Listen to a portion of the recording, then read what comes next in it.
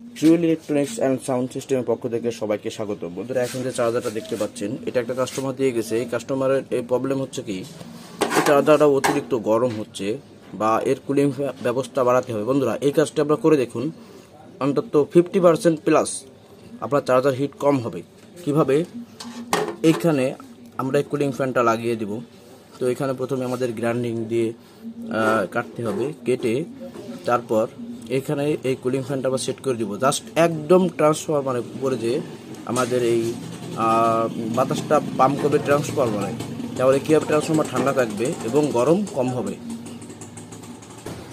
বন্ধুরা, তাহলে আমি মেজারমেন্ট করে নেব যে আমার ট্রান্সফরমারটা কোন যে সোজা হবে, ঠিক ওই সোজা এটা করতে হবে।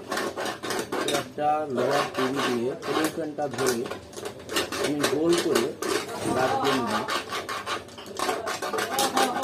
এবং দেখুন আমার দাগ দেওয়াটা হয়ে গেছে। এখন আমি কি করব, গ্রাইন্ডিং দিয়ে এটা গোল করে কাটার চেষ্টা করব।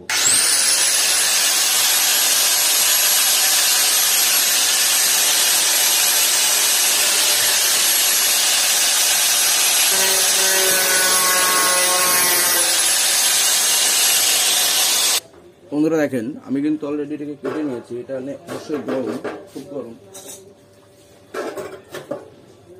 তো দেখেন,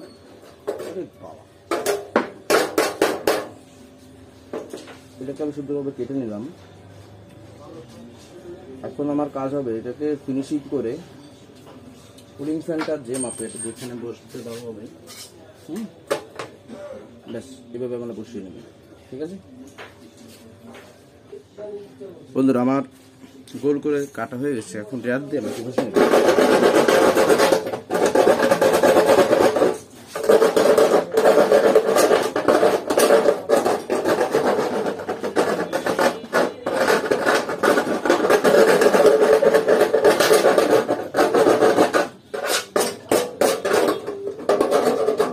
বন্ধুরা, তো এখন আমাদের ফ্যানটা সেট আপ করা যেতে। এখন আপনারা দেখতে পাচ্ছেন এখানে সুন্দরভাবে ট্রান্সফরমার মিডল পয়েন্ট দেখা যাচ্ছে।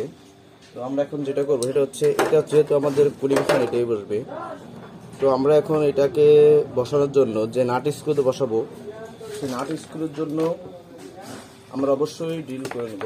কারণ ড্রিল করে নাট স্ক্রুতে আঠা দিয়ে না লাগিয়ে যদি আমি ড্রিল করে নাট স্ক্রুতে আটকে দিই, তো আমার এটা অনেক ভালো কাজ করবে। তো দেখুন,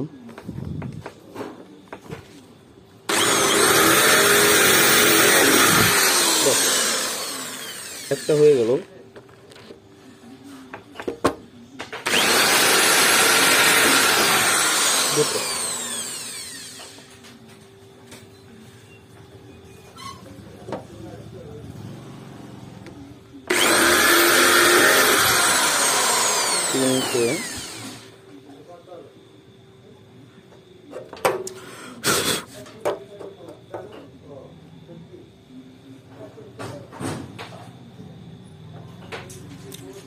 এটা খেয়াল রাখবেন যে যে পয়েন্ট আমরা কেটেছি ওই পয়েন্টটা যেন সরে না যায়।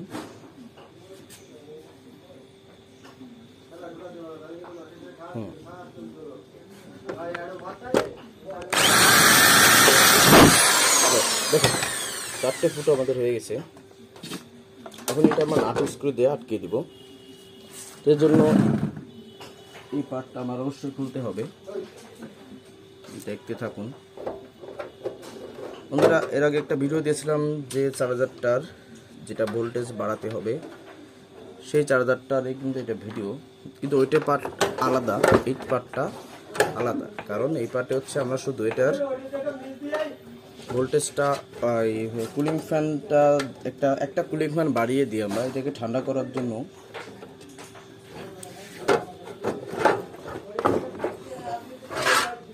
বন্ধুরা, এটা হচ্ছে আমাদের ভিতরের পার্ট।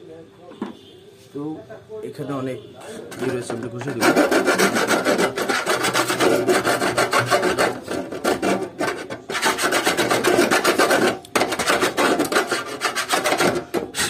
ব্যাস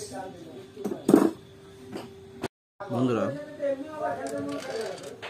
আমার নাট 4টে নাট পেয়ার লাগানো শেষ। এখন আমি টাইট দিয়ে দিব।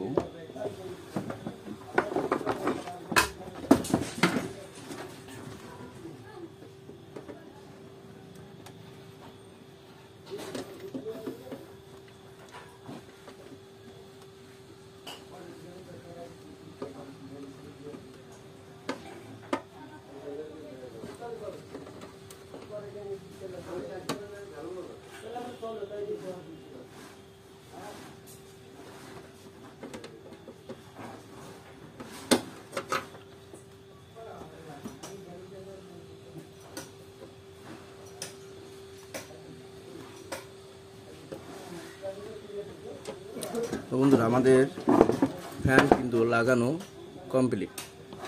তো এখন আমরা এটার কানেকশন নেব কোথা থেকে?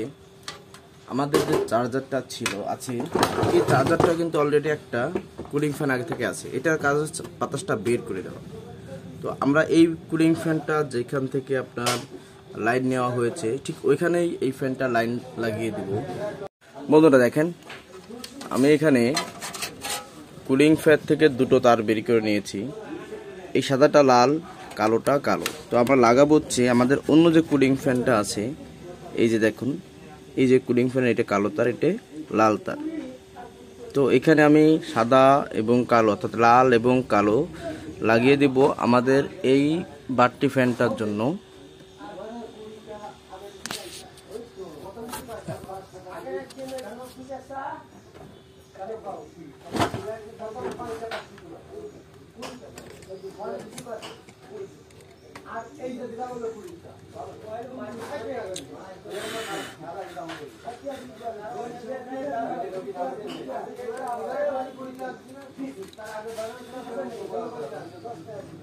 ওদের এবং ফ্যান লাগানো হয়ে গেছে।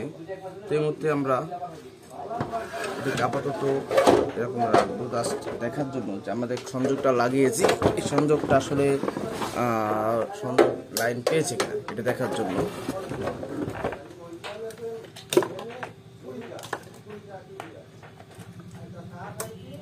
দেখুন বন্ধুরা, আমরা লাইনটা দিলেই কিন্তু অটোমেটিক্যালি আমাদের সংযোগ পেয়ে গেছি। দেখুন খুব সুন্দরভাবে কিন্তু এটা করতেছি। তো দেখেন আমরা 1 পয়েন্ট, 2 পয়েন্ট, 3 পয়েন্ট,